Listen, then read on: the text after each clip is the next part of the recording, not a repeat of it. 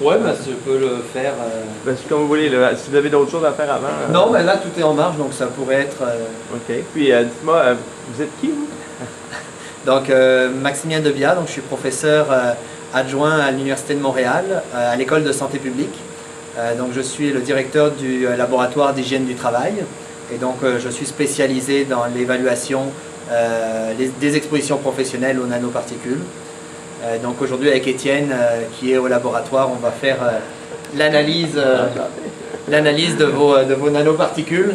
Et donc, pour vous présenter un peu plus en détail les instruments, donc, je vais commencer tout de suite par celui-là, qui est le Engine Exhaust Particle Sizer. Donc, c'est un instrument qui nous permet d'avoir le diamètre de mobilité électrique des aérosols.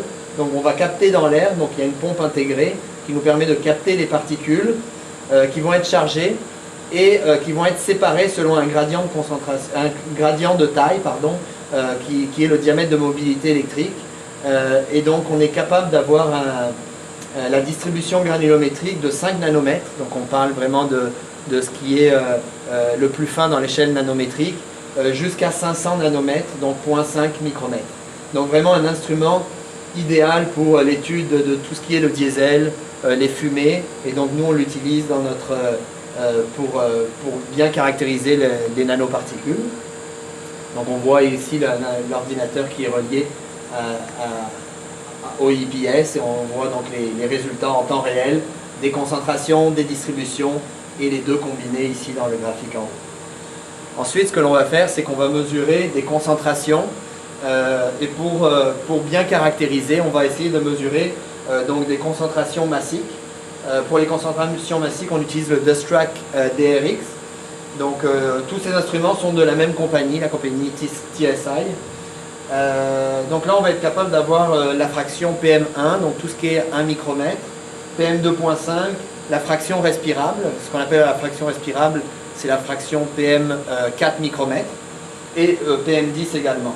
Donc cet instrument nous donne l'ensemble de ces fractions en temps réel, en concentration massique. Donc là, on est en train de faire le bruit de fond et on a 0,01 mg par mètre cube. Celui-là, l'Aerotrack 9000, nous permet d'avoir la concentration de surface spécifique. Donc on a un chargeur qui nous permet de charger la surface des particules dans l'air et la détection se fait ensuite en fonction de cette charge de surface. Donc on mesure actuellement, il n'y a pas de mesures qui sont faites dans le bruit de fond pour le moment.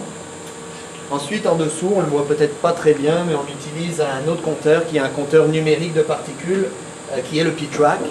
C'est un instrument qu'on a beaucoup utilisé, moi, dans mon laboratoire, justement pour les fumées de soudage, dans les alumineries. Donc, c'est un instrument très facile à porter et qui nous permet d'avoir une concentration numérique. Donc, on va vraiment aller chercher la fraction fine et ultra fine des aérosols. Donc, tout ce qui est vraiment les fumées, c'est l'idéal. Et on s'aperçoit que pour les nanoparticules aussi, c'est un instrument qui répond très bien à toutes ces expositions. Donc concentration numérique en termes de particules par centimètre cube d'air. L'Aerotrack, lui, c'est un compteur optique. Donc lui, c'est un compteur de noyau de condensation. Lui, c'est un compteur optique qui va aller détecter les particules plus grossières, 300 nanomètres, tandis que celui-là, il descend à 20 nanomètres. Donc lui, à partir de 300 nanomètres, et donc on a plusieurs plages de mesure. Ce sont aussi des particules par centimètre cube d'air comme l'autre. Mais lui, c'est des fractions un peu plus... donc, ce n'est pas la fraction ultra fine, ce sont les particules fines qui va mesurer sur la plage 300 nanomètres, 500 nanomètres, 1 micron, 3 microns, 5 microns et 10 microns. Donc, on a 6 plages de mesure.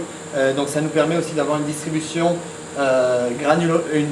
granulométrique en termes de concentration numérique. Donc, tous ces instruments nous permettent de détecter les nanoparticules et on va aller ensuite caractériser en microscopie.